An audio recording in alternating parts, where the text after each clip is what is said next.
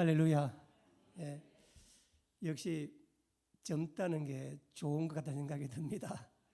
오늘 찬양단 또 젊은 팀으로 바뀌어서 서서 보니까 이 찬양 하나하나에 얼마나 힘이 있는가.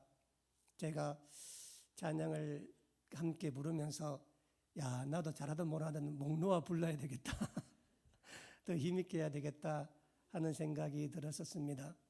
이 찬양이 그렇게 우리 마음을 위로하고 힘을 주고 세워주는 게 아닌가. 힘들고 지칠 때 들었던 기억나는 찬양 한 곡 하나님께 올려드리면 우리 마음에 그 어떤 세상 줄 수 없는 평안이 있지 아니할까 하는 생각이 들어서 참 은혜롭고 또 감동적인 시간이었습니다. 주보에 나와 있지만 이 내일부터 돌아오는 금요일까지 우리 치앙마이 겨자씨 교회 예배를 위해 저희들이 출발을 합니다. 내일 센터에서 1시에 출발을 하는데 이 치앙마이 겨자씨 교회에서 드리는 이 지원사 집회와 또 예배는 지금까지 우리가 나가드렸던 그 수많은 교회에서 수많은 나라에 드렸던 예배와 집회하고는 선교사적 의미에서 또 영적인 의미에서도 조금 궤가 다르고 의미가 다른 집회입니다.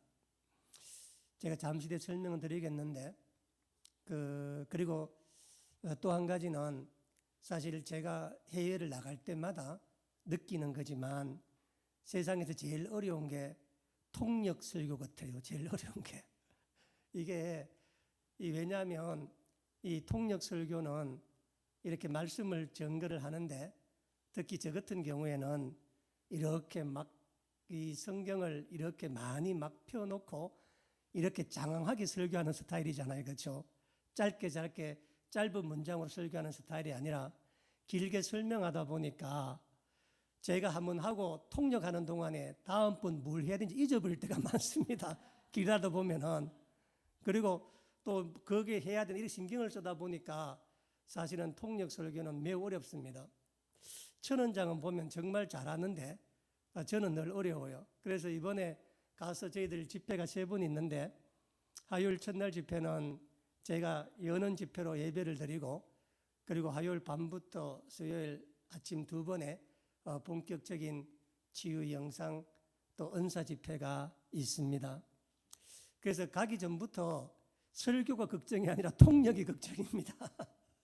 그리고 또 여러분들은 저와 늘 자주 만나서 제가 하는 말들에 대한 개념들을 잘 이해하고 있지만은 특히 처음 보시는 분들하고 외국 분들하고 이렇게 이야기하면 내가 하는 걸 다 알아들을 수 있을까라고 걱정되기도 하고 또 그럴 때는 또 또박또박하게 이렇게 이야기해서 통역하시는 분이 잘 통역할 수 있도록 만드는 것도 사실 크게 중요한 거거든요.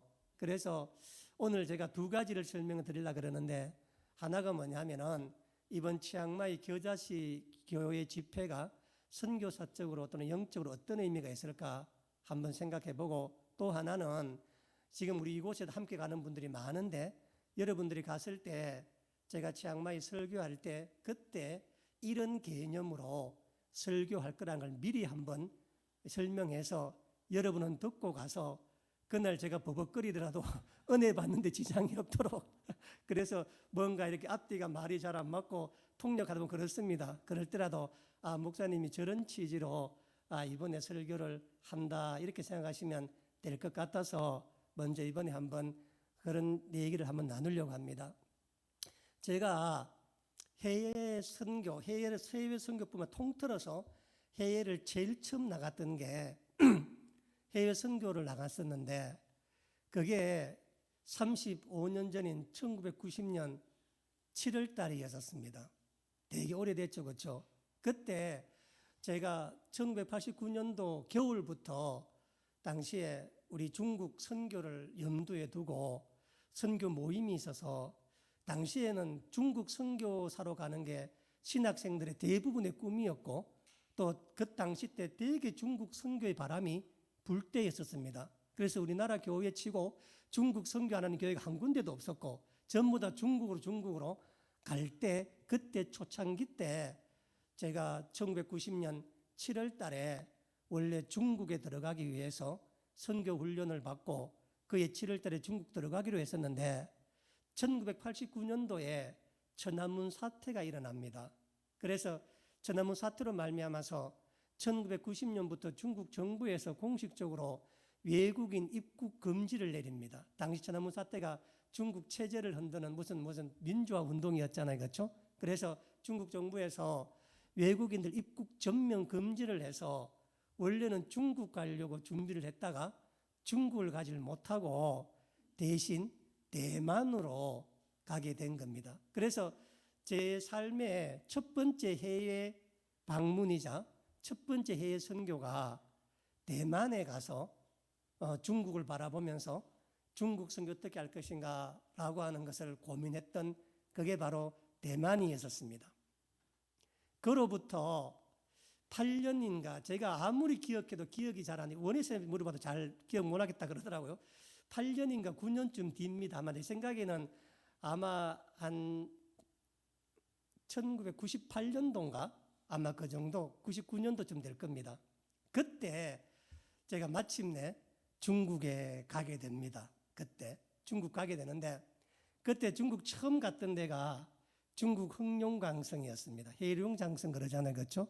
중국 흑룡강성 하얼빈 공항에 내렸는데 그때는 인천공항도 없었습니다. 아마 김포에서 갔을 겁니다. 아마 그때 가서 그곳에 가서 거기서 자동차를 타고 거의 한 8시간 이상 탔습니다.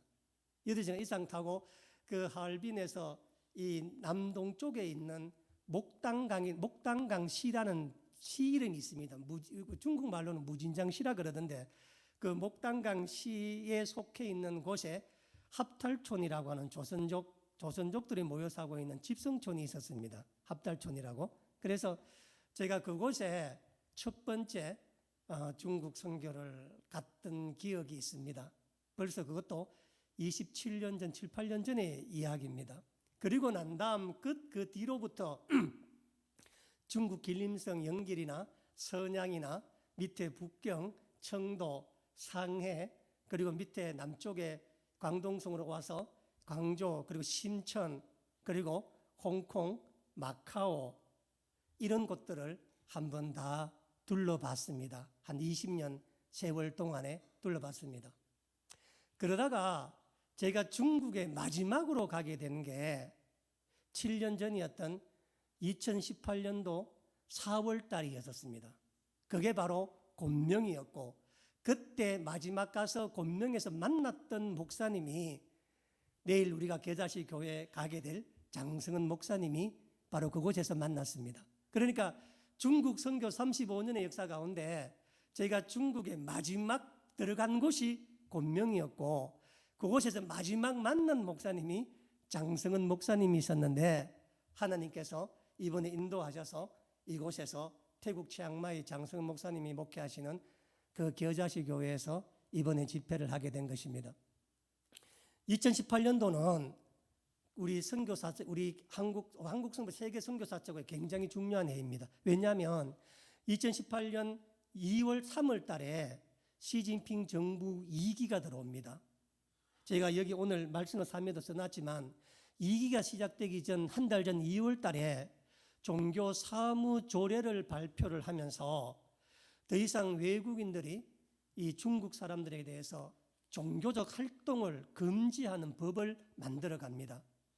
왜냐하면 시진핑이 장기 집권을 하기 위해서 가장 걸림돌이 서방 선교사들이었거든요. 그래서 미리 준비를 했는데 그런 어떤 엄혹한 분위기, 새롭게 시진핑 2기가 시작되고 난 3월 달이 시작이 되었는데 4월 말에 들어갔으니까 사실은 그 시진핑 권력의 최고 정점과 종교에 대한 박해가 이제 본격적으로 시작하려고 하는 그때 그 시점 4월 달에 제가 들어갔습니다. 그래서 2018년 4월부터 시작해서 2018년 말까지 중국에 있던 거의 모든 선교사가 다 추방이 되었습니다.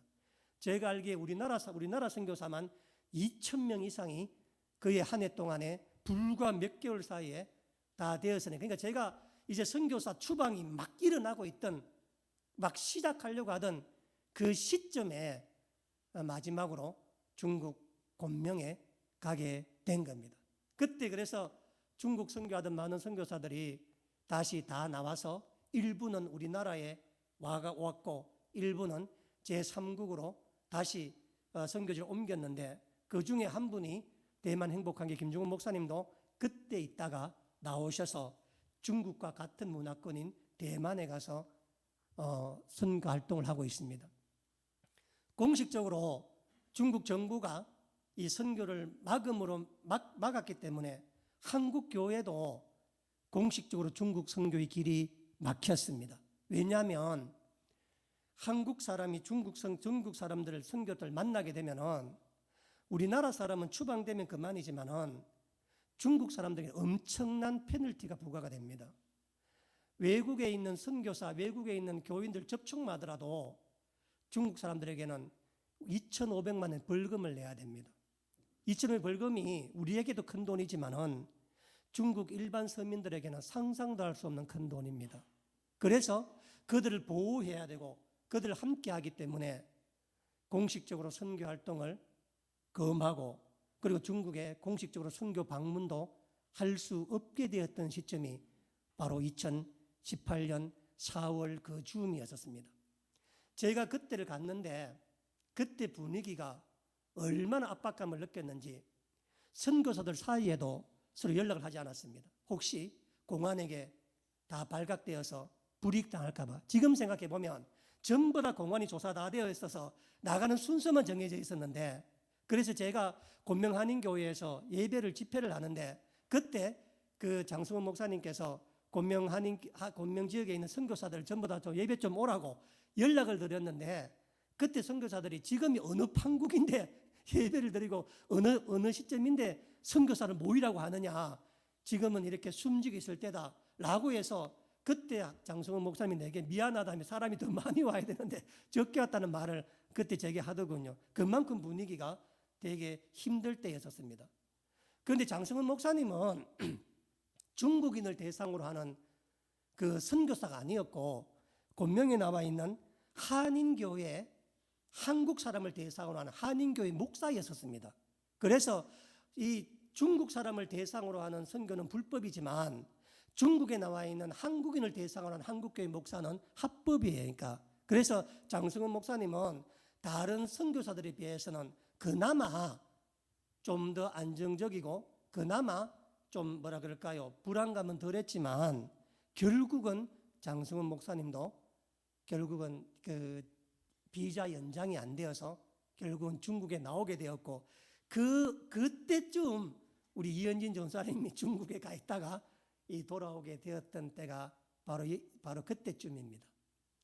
그러니까 40년간 서방세계 특히 한국 교회를 중심으로 중국이 했던 그 수많은 선교가 표면적으로 실패로 다가왔었습니다. 그렇지만 하나님께서는 겉으로 보이긴 실패였지만 두 가지의 큰 변화를 주게 하셨습니다. 첫 번째는 뭐냐면은 중국 정부에서 30명 이상 모이는 모든 교회는 중국 정부에 등록을 하고 중국 정부의 검열을 맡아야 되고 담임 목사의 설교를 중국 공안에 보내어서 검사를 맡아야 되고 교회 모든 재정을 중국 정부에 다 보고를 하고 교인 누군지 다 보고를 해야 됩니다. 그래서 중국 교우들이 가정교회라 그래서 30명 미만의 교회들로 분화가 됩니다. 저는 개인적으로 하나님의 큰 역사 생각합니다. 500명 모였다면 한 개 교회잖아요. 그렇죠? 30명 미만이면요. 몇 개 교회 되는 거예요? 거의 20개 교회 가까이로 교회가 분화되고 나누어져서 중국 안에 밑바탕에 뿌리가 튼튼해지는 역사를 가져옵니다. 튼튼해지는. 그러니까 30명만 넘으면 교회가 분화가 되는 거니까. 그러니까 중국은 대형 교회가 삼자교회 말고는 사라지고 정말 하나님을 신실하게 따르는 교인들은 정말 초대교회같이 이 30명 미만만 모여서 뜨겁게 기도하고 모이고 30명 넘으면 교회가 분리되어서 가정교회로 나아가는, 그러니까 전에 보지 못했던 그러니까 전 세계 모든 교회가 대형 교회, 중대형 교회, 함께 모이는 교회, 교회 건축하는 교회, 겉으로 드러나는 교회로 지금까지 다가왔다면은 중국으로부터 변화 시작되었던 새로운 변화가 뭐냐면은 교회라고 하는 것이 건물로서 대형으로 사는 것이 아니라 정말 30명 단위로 교회가 분화되어서 저변에 깔리는 그런 새로운 모습의 교회들이 이루어지게 되었다는 것은 2000년 교회 역사에서 가장 획기적인 교회사의 변화 중 하나입니다. 두 번째는 이것이 첫 번째 가정교회가 중국 내부 안에서 이루어지는 변화였다면 두 번째 변화는 뭐냐면 중국 외부 안에서 선교사들의 변화입니다. 지금까지 선교사들이 갖는 생각이 뭐냐면은 그 지역에 가서 땅을 밟고 그 지역을 바꾸는 걸 선교라고 생각했는데 그게 아니라 예수님 하신 말씀처럼 사람을 낚는 어부가 됨으로 말미암아 중국 땅이 아니라 중국인을 바라보는 선교의 패러다임이 바뀝니다. 지금까지는 땅을 밟아야 된다고 생각했는데 이제는 사람을 낚는 선교로 가는 거니까 지금 전 세계에서 중국 교포가 3,400만 명 나가 있습니다. 우리나라에만 85만 명이 나와 있습니다. 지금 중국 사람들이. 그런데 3,400명이 나와 있는데 지금 새로운 선교의 전략은 뭐냐면 외국에 나가 있는 이 중국 사람들을 선교사로 만들어서 중국 본토로 다시 보내는 겁니다. 외국인이 중국 사람을 만나면 불법이지만 중국 사람이 중국 사람을 만나는 것은 불법이 아니니까. 그래서 지금 세계 선교의 중심이 뭐냐면 중국은 더 이상 중국 땅은 들어가지 않고 중국 땅은 놔두고 중국 밖에 있는 3,400만 명의 중국인을 대상으로 하는 선교의 패러다임이 전환되는데 그 중국 땅이 아닌 중국을 대상으로 하는 그 선교의 중심지가 바로 치앙마이라는 겁니다. 그 중심지가. 그러니까 치앙마이가 갖고 있는 영적인 선교사적 의미가 뭐냐면은 지금까지 우리가 갔던 수많은 교회에 수많은 나라의 모든 선교 집회는 기본적으로 당연하지만 그 지역 원주민을 대상으로 하는 선교 집회입니다. 필리핀 가면 필리핀 사람, 베트남 가면 베트남 사람, 캄보디아 가면 캄보디아 사람입니다. 그런데 이번 치앙마이 겨자씨 교회 집회는 우리도 그곳에 외국인이고 치앙마이 교회 모든 교인이 중국 사람인데 그들도 다 외국인입니다. 태국에서 집회를 하는데 태국 사람이 한 사람도 없어요. 그러니까 한 사람도. 외국인들끼리 모여서 제3국에서 예배를 할 수 있다는, 집회를 할 수 있다는, 성회를 할 수 있다는 새로운 예배를 드리는 겁니다. 제가 작년 11월 달에 치앙마이 교회를 갔잖아요. 그때도 태국 사람 단 한 사람도 만난 적이 없습니다.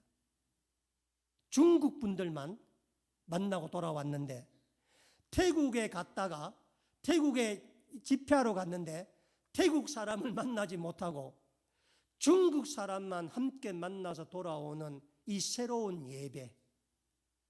선교는 반드시 그 지역 사람들만을 위해 해야 한다고 생각한 지금까지 갖고 왔던 고정관념. 그러니까 이 치앙마이는 중국 내부의 변화도 볼 수 있는 것이고 중국 외부에서도 볼 수 있는 역사입니다. 그래서 이번 제가 치앙마이 설교 주제가 디아스포라라는 말을 썼는데 디아스포라 말 잘 알지 않습니까? 고향을 떠나 외국에 나가 있는 사람을 디아스포라 그러잖아요. 그렇죠? 우리도 태국 가면 디아스포라이고 중국 사람도 태국 가면 디아스포라입니다. 하나님께서 이번 베델 우리 집회를 통해서 우리에게 선교의 새로운 모델, 새로운 방향, 지금까지가 무조건 땅을 밟고 무조건 거기를 해야 된다는 그런 게 아니라 선교의 대상이 땅이 아니라 사람으로 바뀌어진다고 하는 그 변화에 이번에 우리가 함께 가게 되는 겁니다. 그러면 왜 땅이 아니라 사람으로 가야 되는가? 오늘 본문이 우리에게 이렇게 몇 가지 말씀해 주고 있는 본문입니다. 저를 한번 보세요. 우리가 여러분 교회에 오시면 자주 듣는 말 중에 초대교회라는 말이 있습니다. 말 듣죠, 그렇죠? 그래서 말만 나오면 초대교회로 돌아가자 이런 말 하잖아요, 그렇죠? 그때 말하는 초대교회는 두 개의 교회를 말하는 겁니다. 예수님께서 부활 성천하시고 난 다음에 마가의 다락방에 모여있던 120명들이 성령 충만함을 받고 마가의 다락방에서 시작되었던 예루살렘 교회가 있고 이 예루살렘 교회에서 북동쪽으로 500km 떨어져 있는 지금으로 치면 시리아와 터키 국경, 지금 땅은 터키 땅에 속합니다. 국경 지역이에요. 거기에 속해 있는 안디옥 교회를 말합니다. 여러분 꼭 기억하세요. 그래서 우리가 초대교회 그러면 예루살렘 교회와 안디옥 교회를 말합니다. 그런데 예루살렘 교회가 초기 기독교의 산실이었고 초기 기독교의 중심이었고 초기 기독교의 핵심이었다면 안디옥 교회는 변방에 있는 지교회에 속한 작은 교회였었습니다. 위치로 보면 예루살렘 교회는 이스라엘 유대 땅 예루살렘 수도 안에 있는 교회였고 안디옥 교회는 이방 땅, 터키 땅, 이방 땅에 있는 교회였었습니다. 면면으로 보면은 예루살렘 교회 안에는 기본 개척 멤버가 마가의 다락방에 120명 성령 받은 사람들입니다. 담임 목사가 예수님의 친동생이었던 야고보였고 부목사가 12사도였었습니다. 인류 역사에 이런 교회는 예루살렘 교회뿐입니다. 성령 충만한 성도들과 12사도가 부목사로 목회를 하니 사도행전에 보면 하루에 3,000명, 5,000명씩 하나님께 돌아오는 교회잖아요, 그렇죠? 당시 예루살렘 인구 전체가 얼마였느냐? 어떤 사람은 3만 명이라고 말하고 아무리 많이 잡아도 10만 명을 넘는 학자는 없습니다. 그런데 지금 하루아침에 3,000명, 5,000명씩 주님께 돌아오면 그 가족이 다 돌아왔다면 인구가 몇 명이 도대체 4명씩 왔다면 2만 명이 넘는 초대형 교회가 예루살렘 교회입니다. 지금으로 치면 여의도 순복음 같은 엄청난 큰 교회가 예루살렘 교회니까 재정은 말할 필요가 없습니다. 교인 수가 얼마나 많았든지 재정이 얼마나 많았든지 그 교인들 가운데서 가부들의 구제 때문에 가부들의 구제만을 위해서 7 집사를 뽑아 가부를 돌볼 정도였으니 당시 예루살렘 교회가 얼마나 조직이면 조직, 재정이면 재정, 위치면 위치, 규모면 규모, 역사상 그 어떤 교회라고 비할 바가 없는 교회 예루살렘 교회입니다. 당연히 우리 역사의 교회 역사의 첫 번째 교회이면서 중심되는 교회입니다. 그래서 많은 사람들이 세월이 바뀌어지면서 베드로에서 사도로 인물은 바뀌어질지라도 교회의 중심만큼은 예루살렘 교회가 될 거라고 생각했습니다. 그러나 인류 역사를 바꾸고 로마를 바꾸며 우리에게까지 복음을 전개했던 교회는 예루살렘 교회가 아니라 안디옥 교회였다는 사실입니다. 우리가 깊이 생각해 봐야 됩니다. 예수님 12제자가 직접 목회하고 있는 그 예루살렘 교회가 유무상통하며 함께 모여 떡을 떼며 모이면 찬양했던 그 예루살렘 교회가 불과 생긴 지 30년이 못 가 예루살렘 교회는 공중분해됩니다. 예루살렘 교회는. 왜 그랬을까요? 왜 하나님께서는 예루살렘 교회를 사용하지 아니하시고 120명의 사람이 성령 충만 받아서 마가의 다락방이 난리 날 정도로 은혜 받았던 그 예루살렘 교회가 아니고 12사도가 베드로가 말만 하면 안진행이 일어났던 그 예루살렘 교회가 아니라 왜 변방에 있는 이름도 없던 예루살렘 교회에 비하면 정말 구멍가게 같았던 안디옥 교회가 왜 세계 중심의 교회로 갔는가 하는 것입니다.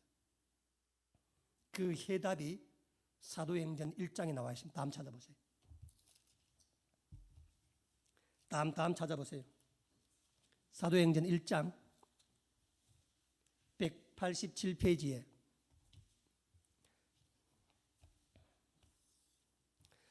이 사도행전 1장은 예수님께서 부활하신 후에 40일 동안 제자들과 함께 이 땅에 사시다가 성천하시는 날, 그러니까 예수님이 육신으로 다시는 우리와 함께 있는 마지막 날, 예수님 성천하신 날 마지막 날에 대한 기록이 사도행전 1장입니다. 4절 보세요.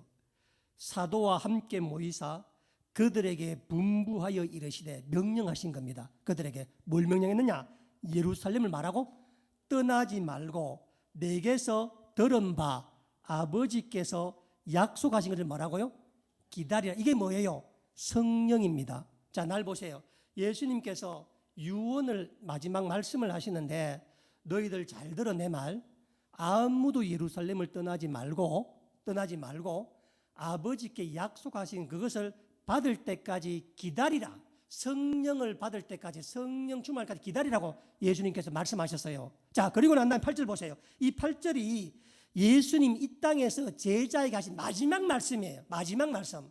그런데 8절 말하냐면, 그때 오직 기다리던 성령이 너희에게 임하시면 너희가 권능을 받고 예루살렘과 온 유대와 사마리아 땅까지 이르러 뭐라고요? 내 증인되리라. 이 말씀을 마치시고 그들 보는 거 올라가셨거든요. 자, 다시 한번 정리해 볼게요.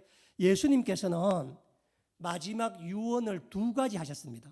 하나가 뭐냐면은, 내가 떠나고 난 다음에 너희들은 예루살렘을 떠나지 말고 아버지께서 주시마 약속하신 성령을 받아라. 이게 첫 번째 말씀이었고, 두 번째 말씀은 뭐냐면, 너희들이 성령을 받거든 성령의 권능을 힘입어서 예루살렘과 온 유다와 사마리아 땅에서 내 증인이 되어라.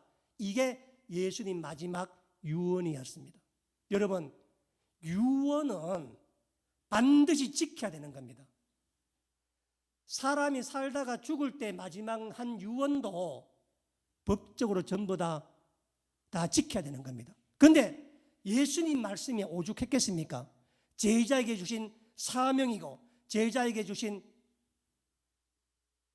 마지막 말씀이니까 그 제자는 어떤 경우에도 그 말씀을 지켜야 하는 겁니다. 내용이 뭐냐면, 너희가 성령을 받으면 예루살렘을 떠나라는 것입니다. 그래서 이 말씀을 받자마자 제자들이 전부 마가의 다락방에 모인 거예요. 왜? 아버지 약속하신 걸 받기 위해서. 그래서 그곳에 기도하니까 정말 뭐가 임한 거예요? 성령이 임한 거예요. 그러면 하나님 예수님이 약속하신 것 이루어졌어요? 안 이루어졌어요? 이루어진 거예요. 그러면 이제 제자가 그 말씀을 이루어야 되는 거라. 그런데 떠나요, 안 떠나요? 안 떠난다는 겁니다. 왜냐하면 예루살렘 교회가 너무 부흥하니까, 부족한 게 없으니까. 예루살렘은 출발지이지 종착역이 아니니까. 우리가 하는 이 교회는 세상을 나가기 위한 출발지이지 여기서 머무는 종착지가 아닙니다. 그런데 예수님의 12 제자를 비롯한 예루살렘의 모든 교회 교우들은 누구도 예루살렘 떠날 생각하지 않는 거예요. 너무 좋으니까. 대형교회 이루었죠. 사람 헌금 많이 하니까 돈이 많이 쌓여있죠. 유무상통하니까 얼마나 아름다운 모습을 갖고 있겠습니까? 그래서 누구도 안 떠나는 겁니다. 아무도. 그래서 예수님께서 그들을 하여 강제적으로 떠나도록 만드는 조치가 생기는데 그게 오늘 본 8장, 다시 한번 보세요. 오늘 본 8장입니다.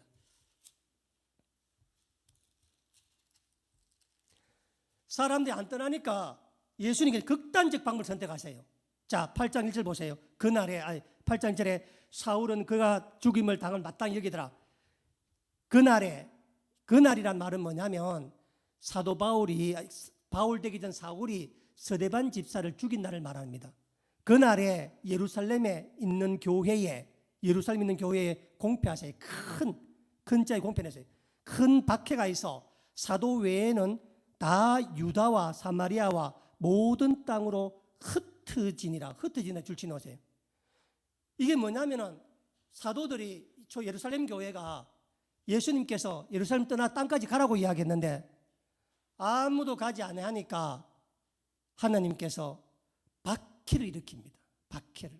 그러니까 표면적으로 보면 유대교인들이 기독교인을 박해하는 것이었지만 그 내용적으로 보면은 예수님의 마지막 유언을 따르지 아니하고 예루살렘 머물고 있었던 제자들을 향한 하나님께서 세상에 흩어지게 하는 겁니다. 하나님의 섭리였었습니다.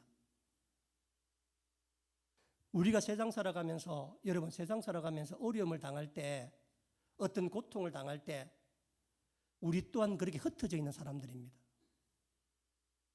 하나님께서 박해를 통해서 여기 큰이라고 하는 말이 있잖아요. 헬라 원어로 메가스입니다. 메가스란 말이 무슨 뜻이냐면은 100만 배 뜻하는 메가톤이라는 말이 나오죠. 그렇죠? 그 같은 단어니까 지금 어마어마한 박해 때문에 누구도 예루살렘 교회에 있지를 못해서 사람 다 흩어지게 되었는데 그 흩어짐이 사도행전 1장 8절에 나오는 우리 예수님의 말씀을 궁극적으로 이루는 결과가 된 겁니다. 궁극적으로. 그런데 문제가 뭐냐면 우리 다시 한 번 더 그날부터 한번 보세요. 그날에 예루살렘에 있는 교회에 큰 박해가 있어 줄치 놓으세요. 누구는? 사도 외에는. 사도들은 떠났어요? 안 떠났어요? 안 떠난 겁니다. 이게 너무 이상한 거니까 하나님께서 큰 박해를 동원해서 다 흩어져서 예루살렘 모든 교회가 다 흩어졌는데 누구만 안 흩어졌다고요? 사도들은 흩어지지 않았습니다. 이유는 모르겠어요. 왜 안 흩어졌는지. 아마 교인이 한 2만 명쯤 되니까 이제 영향력이 있으니까 누가 날 건드려? 내가 뭘 좀 가진 사람이야. 그런 마음일 수도 있을 겁니다. 아니면은 교회에 재산이 많아서 이걸 지켜야 된다고 생각할지도 모를 겁니다. 하나님은 분명하게 1장 8절에 성령의 권능을 받으면 전부 다 예루살렘을 떠나라고 말씀하셨는데 하나님께서 박해까지 일으키셔서 흩으심에도 불구하고 모든 성도는 다 흩어졌는데 사도들은 예루살렘 교회를 끝까지 지키고 있었다는 사실입니다. 언뜻 보기에는 사도들이 위대하게 보여요. 그러니까 얼마나 대단하나. 이 힘든 박해 가운데서도 교회를 지키는 게 얼마나 대단한가. 신당을 지키지 못하고 박해가 조금 있으니까 도망간 저들이 얼마나 배교자냐 이렇게 말할 수도 있습니다. 그렇지 않습니까? 그러나 그렇지 않습니다. 물론 우리가 신앙생활을 할 때 어려움을 당할 때 내가 다른 곳에 도망갈 때도 있고 피할 때도 있지만은 그러나 반드시 피한다고 해서 도망간다고 해서 그게 신앙이 없는 게 아니니까. 왜냐하면 내가 피하고 도망가더라도 어디로 가느냐, 가서 뭘 하느냐가 중요한 거예요. 가서 내가 박해를 받아서 도망가서 신앙을 부인하고 내가 기독교를 부인하고 내가 하나님을 모르게 살면은 이것은 도망간 겁니다. 그러나 우리 1절 하반절 보세요. 사도 외에는 다 어디 갔다고요? 다 유다와 사마리아와 모든 땅으로. 자, 유다와 사마리아야 모든 땅. 이게 누가 한 말이에요? 예수님이 1장 8절에 하신 말씀입니다. 예수님께서. 그러니까 이들이 흩어진 방향이 예수님 마지막 유언의 말씀대로 흩어진 거예요. 그들은 박해를 피해서 도망간다고 도망갔지만 결과적으로는 하나님께서, 예수님께서 그들이 원래대로 가도록 만든 그 길로 가게 만드셔서 그곳에서 가게 했다는 것입니다. 가서 뭘 했느냐? 4절 보세요. 4절 말씀. 8장 4절에 그 흩어진 사람이 두루 다닐새 뭐 했다고요? 복음을 전할새. 이 복음을 전한다는 성경의 첫 번째 말씀인데 이 말씀을 누가 했느냐? 그 흩어진 자들이 전합니다. 사도들이 복음을 전한 게 아니니까.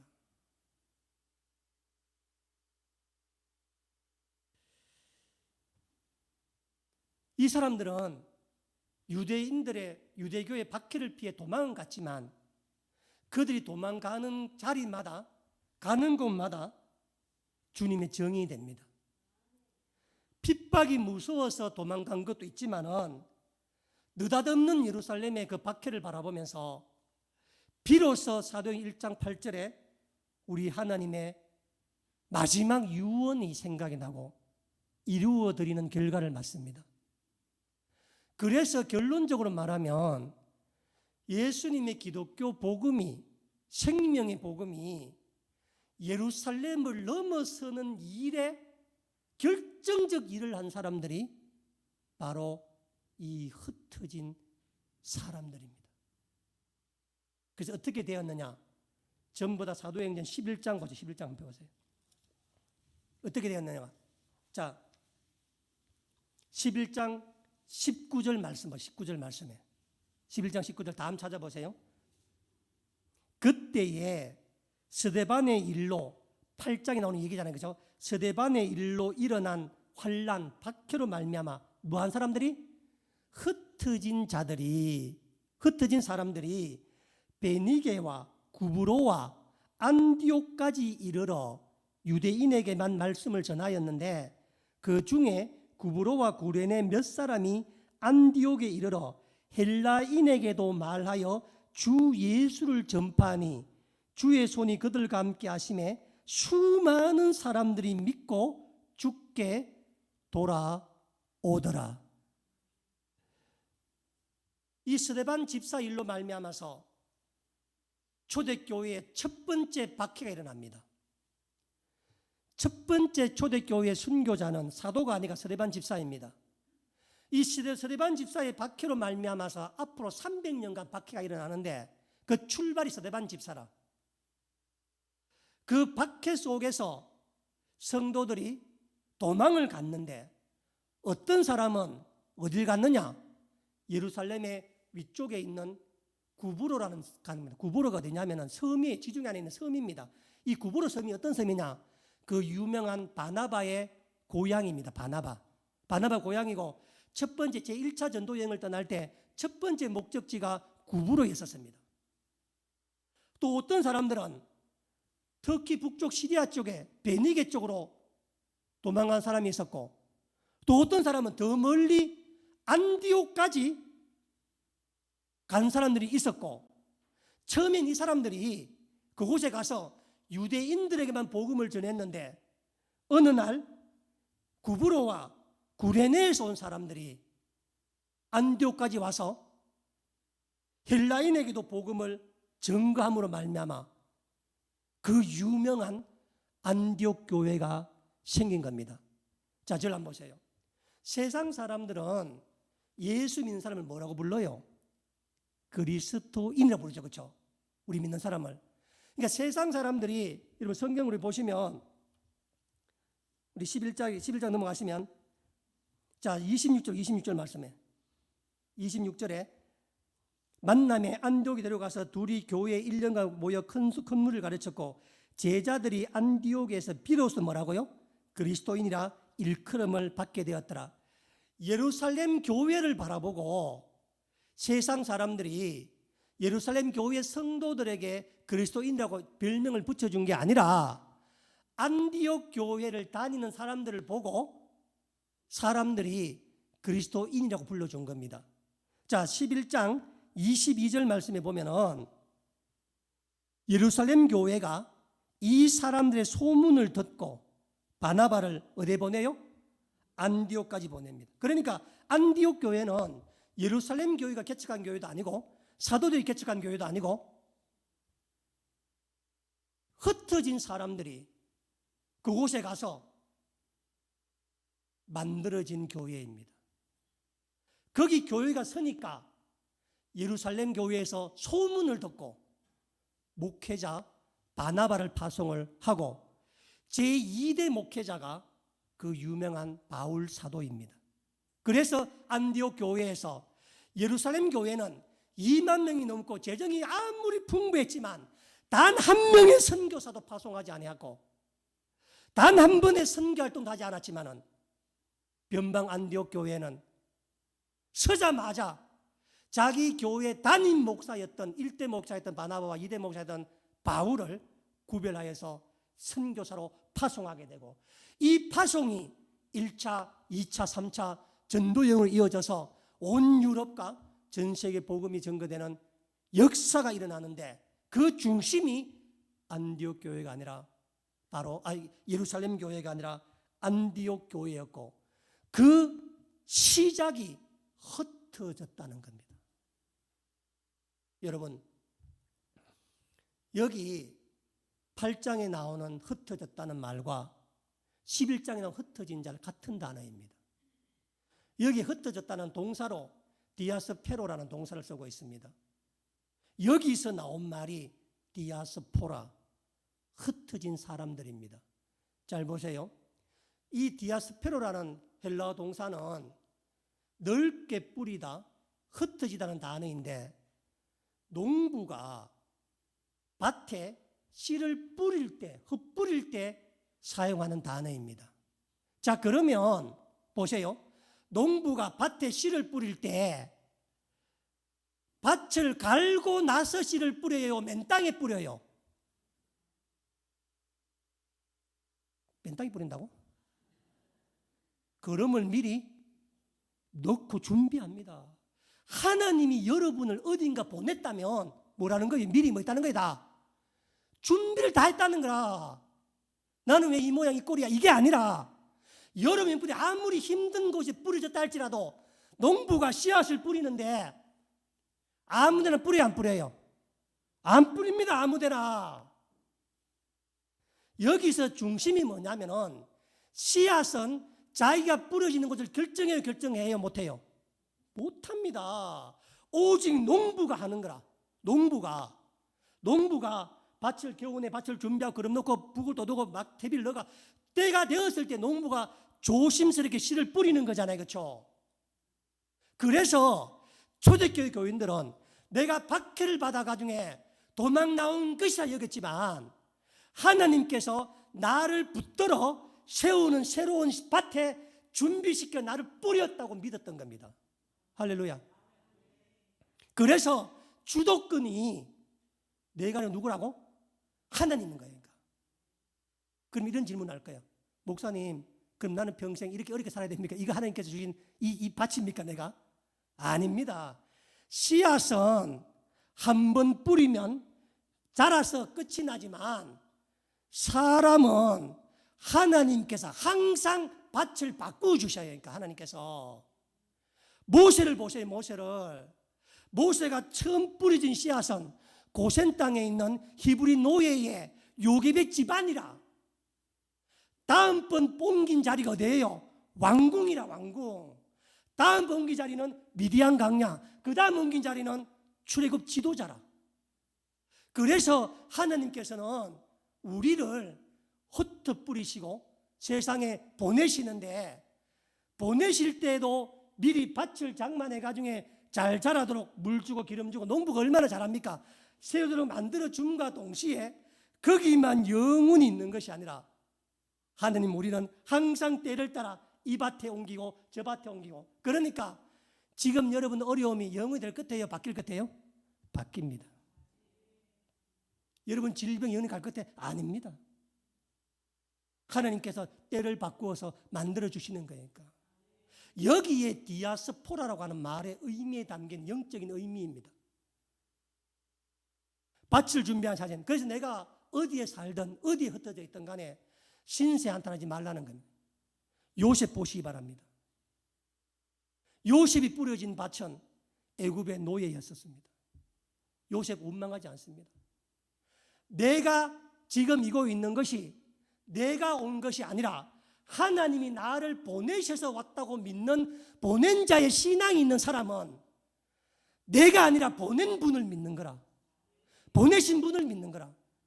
그런데 지금 이 12제자는 하나님께서 그렇게 흩뜨 뿌리시는데 자기의 위치를 자기가 정하는 거라. 예루살렘에 안 떠나고 난 여기 있을 거야. 이게 내가 정한 자리야. 씨앗이 자기 자리를 정하면 안 됩니다. 씨앗은 농부의 손에 들려서 농부가 뿌려지는 밭에 뿌려지는 것이 이게 씨앗이고, 그렇게 되어야만 농부가 새도 쫓고 물도 되어주고 농약도 치고 거름도 줘서 소출이 있는 것이지, 농부가 갖지 않는 밭에 지 혼자 아무리 있어봐야 소출이 나지가 않습니다. 그래서 참으로 안타까운 사실은 뭐냐면 예수님의 12제자는, 이 사도는 정말 주님께 큰 일을 감당한 사람들이었지만 이게 제목이 사도행전인데 12사도의 이야기는 사도행전 15장을 끝으로 영원히 사라집니다. 그리고는 이 8장 이후에 흩어진 사람들에 대한 얘기가 사도행전이니까. 그러니까 하나님이 인정한 사도는 12사도가 아니라 하나님께 자기 몸을 맡기고 농부에게 자기 씨앗을 맡겼던 씨앗처럼 농부가 뿌려지는 대로 뿌림을 당했던 이 사람들의 기록이 사도행전의 나머지의 기록의 역사입니다. 오늘 살아가면서 하나님, 나는 왜 이런 가정을 주셨습니까? 왜 이런 직장을 주셨습니까? 왜 이런 남편과 왜 이런 아내를 주셨습니까? 왜 이런 걸 이렇게 힘들게 합니까? 내 몸에 이런 질병을 주셨습니까? 라고 이야기할 때 그때 여러분이 하나님을 원망하면은 여러분이 예루살렘이 종착지인 끝까지 떠난 사도와 동일한 겁니다. 그런데 하나님께서 나를 이곳에 흩어 뿌려줬다면은 내 눈에는 이 밭이 안 좋아 보일지 모르겠지만 우리 하나님이 가장 준비하신 그 밭에 고이 주께서 뿌렸기에 내가 이 밭에 대한 순종만 있으면은 내가 비록 애굽에 가더라도, 비록 애굽에 내 부인을 빼앗길지라도 하나님이 그날 밤에 바로의 꿈에 나타나서 우리를 회복시켜 준다는 겁니다. 믿고 나가면은. 여러분, 왜 그러냐면 진정한 디아스포라는 예수님 본인입니다. 예수님께서 하늘 보호자라는 자기의 고향 땅, 자기 사는 것을 그걸 고수했다면, 나 안 내려갈 거야, 이게 좋아, 내 예루살렘 좋아, 내가 땅에 왜 내려가, 내가 사람이 왜 돼, 내가 왜 구원해야 돼, 이렇게 이야기했다면 우리 구원이 되지 않는 것입니다. 근데 예수님께서 스스로 디아스포라가 되어서 천국을 버리고 낮고 낮은 몸으로 우리 가운데 임하셔서 우리 가운데 오셨기 때문에 우리에게 소망이 있는 거 아니겠습니까? 여러분, 지금도 내가 가진 물질, 내가 가진 위치, 내가 가진 자리, 그런 것을 고집하고 있다면 여러분은 영원토록 디아스포라가 되지 못합니다. 누가복음 12장에 오늘 밤에 이 재산만 움켜쥐고 있으면 내일로 넘어가지 못하는 겁니다. 내일로 넘어가지 못하는 사람에게 무슨 은혜가 있겠습니까? 내일은 우리에게 또 다른 디아스포라, 또 다른 밭이지 않습니까? 내일 저희들 태국 치앙마이 갑니다. 비록 짧은 4일정이지만은 우리 역시 주님이 내일부터 치앙마이에 밭에 뿌리시는 디아스포라들입니다. 그리고 그곳에 중국에서 무슨 이유든 상관이 없이 중국에서 또 태국 치앙마이에 뿌려진 디아스포라들입니다. 밭은 준비되어 있습니다. 할렐루야. 하나님 다 예배 놓으신 데 가서 내가 믿고 나가서 내가 하나님 하시는 걸 믿고 나가면은 주의 손이 우리와 함께함으로 안디옥 교회가 세워지는 것처럼 그 치앙마이에 역사할 겁니다. 그곳에 가서 그것을 경험할 때 우리 또한 하나님의 디아스포라로 사용되어질 것입니다. 위에서 기도해 주시고 잘 마치시도록 은혜 가운데 하시도록 위에서 기도해 주시기 바랍니다. 기도하겠습니다.